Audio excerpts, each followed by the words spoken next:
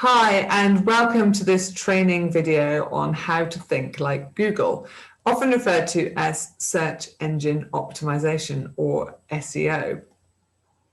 My name is Sarah Orchard and I'm your trainer in this session.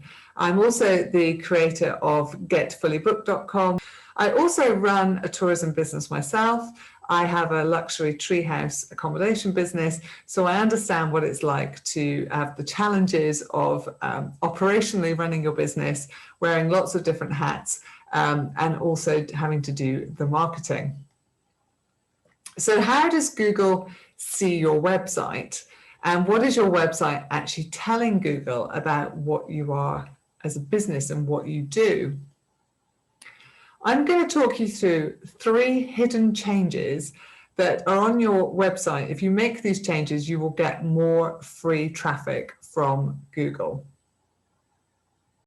So when we do a search in Google, I know when I work with my clients, one of the things that amazes them is when I sort of share with them just looking at how Google sees your website and what impact certain fields that are hidden within the website creation has for Google and them finding you.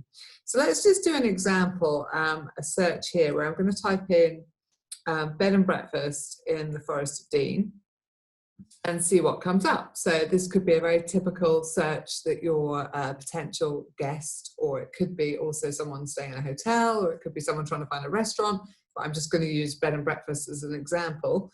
So we're searching and we get these results back. So Google shows, because of Google My Business, it will show the B&Bs that are on a map. It knows my location. It actually knows that I'm on the edge of the Forest of Dean. So it's showing me all of the relevant ones and what's coming back on my search. Then you'll get sort of sites like booking.com, TripAdvisor, but there is no reason why, particularly when people are searching locally, that you cannot appear in the search results. So if we scroll down, we'll see here that there's actually a bed and breakfast. This is an independent bed and breakfast that is appearing on page 1 of Google. So they haven't paid to be here. This is completely free of charge. And one of the reasons that they're doing quite well is because of these 3 hidden areas that I'm going to talk about. So first of all, there's one area that can have an influence on your visibility, and that can be your actual domain name or your URL. Now that's not hidden, but you can pick, for example, if you had bed and breakfast forestofdean.co.uk, that would obviously be much stronger from a search point of view than just the name of your business. However, only one company is going to probably get that. So not all of us are able to take what I call like a category domain name rather than an actual business name. But it's not the end of the world, because even if you use your company name, like this example here, we've got deanfield.org.uk, and that's not even a .co.uk. But the way that Google works is these are 2 very important fields, these ones that I'm hovering over. So we've got Deanfield Bed and Breakfast, Forest of Dean accommodation. Now, you might wonder, or you might not have even noticed, where this comes back. You know, this is in your search results that you see every day. But where does that information come from? Well, this Deanfield Bed and Breakfast, if we hop on over to their website, that is the information that's called the page title, and you can just see here it appears in the browser. So we've got Deanfield Bed and Breakfast, Forest of Dean, accommodation, Forest of Dean. So rather than having their company name in there purely, they've also got some signposts to Google about what type of business they are. Now, I often see when I go to websites that it might say something like welcome to the business name. Now, that's lovely, but that doesn't really help. So for example, if this one said welcome to Deanfield, that doesn't really actually help Google know what Deanfield is. And if you remember, bed and breakfast wasn't actually in the name, their URL in their domain name. So how would Google know what this business does? Well, it reads all of the content on web pages. But also this particular field, the page title field, is one of the primary ways that it works out what your content is. So it's really important that this field actually says more than just welcome to your business name. It needs to say like Deanfield Bed and Breakfast, or this one like Forest of Dean Accommodation. And actually it really doesn't need to have your business name, because if someone searches for your specific business like Deanfield Bed and Breakfast, they will find you. But what you want to do is you want to be found by people that are searching for Forest of Dean Bed and Breakfast or Forest of Dean Accommodation, the more general category searches, as I call them, rather than a particular brand search, which is when they're searching for your brand name. So that page title, which is here, gets pulled directly into the search results. And the more that you match the search terms, so I put in Bed and Breakfast Forest of Dean, and you can see we've got the words Bed and Breakfast Forest of Dean. To Google, this is a really strong match to what I'm searching for. So I'm more likely to get shown in the search results. The second important field is this little paragraph underneath, which I describe as the carrot. It's what makes me read it and think this looks like what I'm looking for. So they've described it: Bed and Breakfast Park End Forest of Dean, 4-star accommodation Forest of Dean. It's not the best meta description. It might be better to say something like Deanfield is a 4-star bed and breakfast accommodation located in Park End in the Forest of Dean. Something that makes me, as the Google searcher, think, actually, this is what I'm looking for, so let me click on that link. So that's why I call it the carrot. It's the carrot that tempts me to go through from this search result to go and look at that business. And that field is called the meta description. And it is a field in your website that you can edit, and particularly if you use a plugin called SEO, Yoast SEO. If you're using a WordPress website, that's really, really useful. There are other ways of doing it on other platforms. And if you don't know, speak to your web developer, and they can make sure that your page titles and your meta descriptions work really hard for you. To give you an example of a website, this is a bed and breakfast that actually appears on about page 6 for the same search terms. Now you can see up here in the, again, the page title, they've put their company name, so they've put their business name, Blaisdon House Bed and Breakfast, but they actually haven't put that they're in the Forest of Dean. They haven't put any location of information, and they haven't put that they're accommodation. So actually they're not as strong a match as this one. So that can have a huge difference, along with a few other factors in terms of your visibility. So if they were to change this page title and their meta description and make it stronger, they would be more likely to appear on page 1 of Google. So that's the first 2 that are really important. 1 is page title, and 2 is your meta description. And I promised you 3. And the third most important thing is actually your images. So most of us put a lot of images on our websites because we want to tell the story. We want to show the guest or the diner, the visitor, what they're going to experience, because we're selling experiences. So we have a lot of images, but those images are seen by us, but they're not seen by Google. So there is a field that when you upload an image into your website, or your web developer does it, and you need to ask them if they do this for you, there is a field called alt text. That's ALT, and then the word text or tag.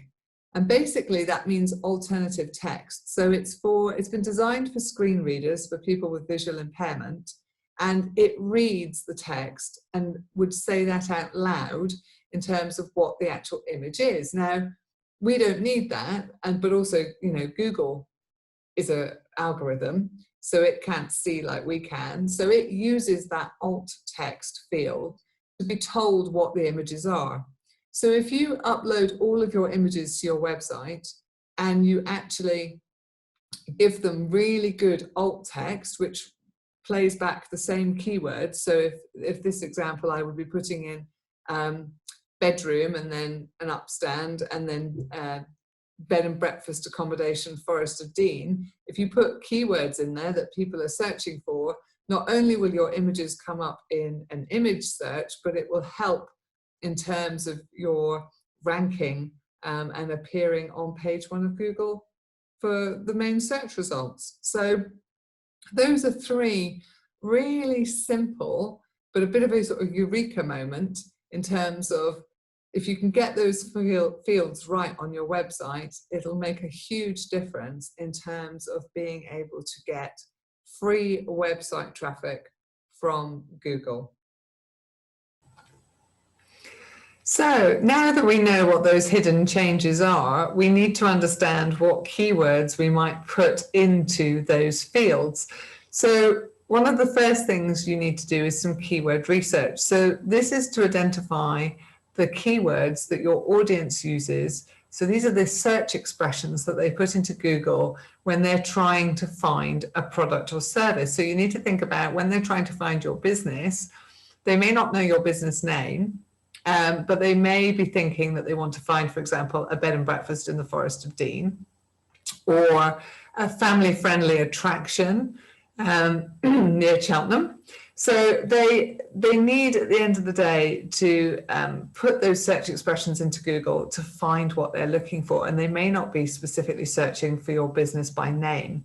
So one of the first things you can do is keyword research. So there is a tool there on the screen. You'll see that I've listed, it's called the Keyword Planner, and it's a free tool from Google. So you create an account, and then you can go in and type in some search expressions. So you go into the planner and you type in, for example, bed and breakfast Forest of Dean. And what this will tell you is how many people are searching for that expression. It will also give you alternatives of other keywords that are similar that people are searching, and it will tell you how many people search for it on average in the UK in a month. So you see here, bed and breakfast Forest of Dean. Not surprisingly, it's not a huge number of people that search for that every month, but in the UK, on average, 10 people in a month search for that. So it's given us here some alternatives, B&B Forest of Dean, and obviously that's quite similar, but we might want to then go a bit broader. So it gives you some suggestions here in terms of broadening your search. So a guest house, for example, Forest of Dean, hotel, accommodation. So I probably, if this was my business, I would be actually using the word accommodation in the Forest of Dean, or places to stay, guest house, not just the bed and breakfast expression. So you can type those also into the keyword tool and then see what search volumes come back. And the idea is that you put together a list of keyword expressions that you're then going to put into those fields that I described, which is the page title and the meta description. And the third one was obviously the alt tags on images. The other tool that you can use is you can also look at what competitors are doing. So type in your search category and see what comes up on your competitors and see which ones are ranking on the first page of Google, because that gives you a good idea of what keywords are probably going to be most relevant. If you're looking for broader terms, you can also go to Google Trends, and I've put the email, the web address there. So basically you can type in an expression. So for example, if I typed in the word staycation, and I can see then over a period of time for the UK, maybe for the past 12 months or the past, you can actually do like 5 years, what the trend is. And obviously you can see here there was a massive peak last summer, not surprisingly, in terms of people searching on Google for the word staycation. So sometimes the trends can be quite useful to pick up on words that are being used at the moment that might be relevant to your business. The other key thing that you need to do from a search engine optimization point of view is, and to get free traffic from Google, is you need to create a free Google My Business listing. So again, here's the address that you need to go to, and you can just Google my business, and you'll go to this page and you'll basically register your business.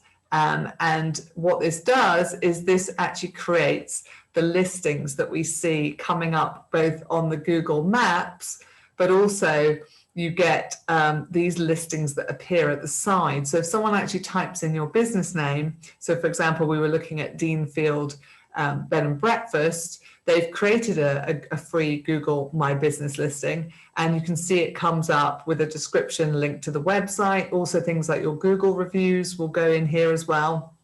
And Google reviews are really, really important in terms of your visibility on Google. Businesses that have more Google reviews will get higher visibility in the search results than those businesses that don't have. There's also a couple of other factors, which are things like how mobile responsive your website is, and you can test that on the free Google mobile friendly testing tool. And also if your website is secure. So it needs to be an HTTPS URL in your website rather than HTTP. Again, that's quite technical, but that's something that your web developer can help you with. You need to get an SSL certificate for your website. And Google looks at all of these factors. So not only that metadata that I described in terms of those fields on your website, it will also then look at your Google My Business listing and how many Google reviews you've got and things like how mobile friendly your website is and whether it's secure. And that plus lots of other factors will actually go into how you appear in the search results. So it's really, really important to go and grab that free Google My Business listing. Like I said, it's free, so why wouldn't you? It doesn't take very long to complete, and it really does help you show up better in the search results. So thank you for listening to today's video, and I hope you found the training useful. And don't forget, there are more digital marketing training videos in this series.